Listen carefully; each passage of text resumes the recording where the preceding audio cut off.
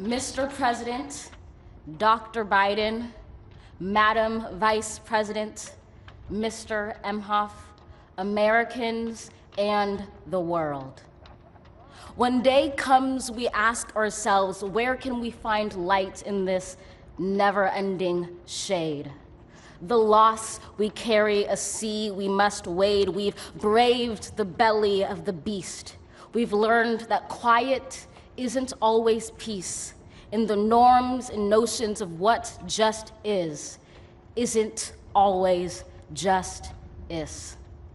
And yet the dawn is ours before we knew it. Somehow we do it. Somehow we've weathered and witnessed a nation that isn't broken, but simply unfinished. We, the successors of a country and a time where a skinny black girl descended from slaves and raised by a single mother can dream of becoming president, only to find herself reciting for one. And yes, we are far from polished, far from pristine, but that doesn't mean we are striving to form a union that is perfect.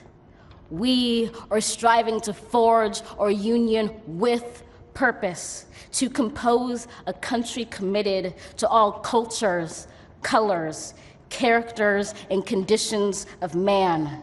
And so we lift our gazes not to what stands between us, but what stands before us. We close the divide because we know to put our future first, we must first put our differences aside. We lay down our arms so we can reach out our arms to one another. We seek harm to none and harmony for all. Let the globe, if nothing else, say this is true.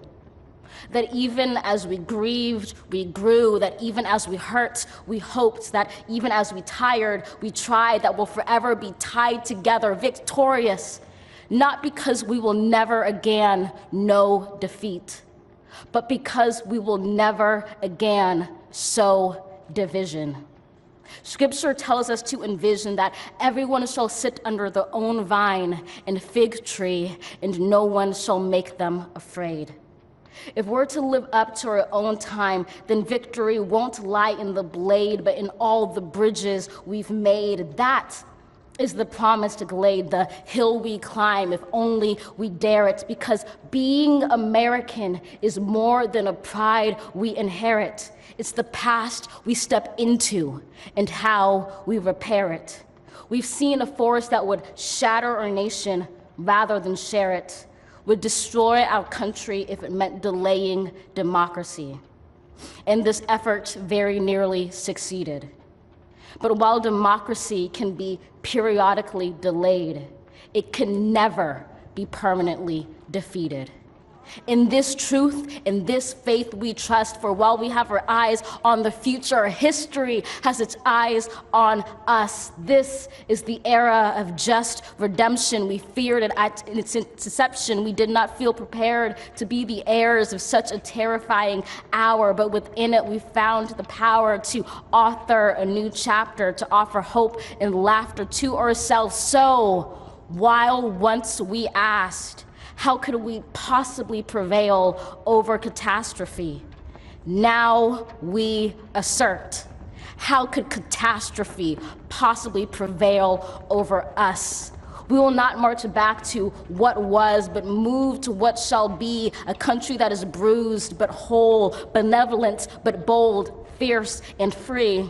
We will not be turned around or interrupted by intimidation, because we know our inaction and inertia will be the inheritance of the next generation. Our blunders become their burdens. But one thing is certain: if we merge mercy with might and might with right, then love becomes our legacy and change our children's birthright.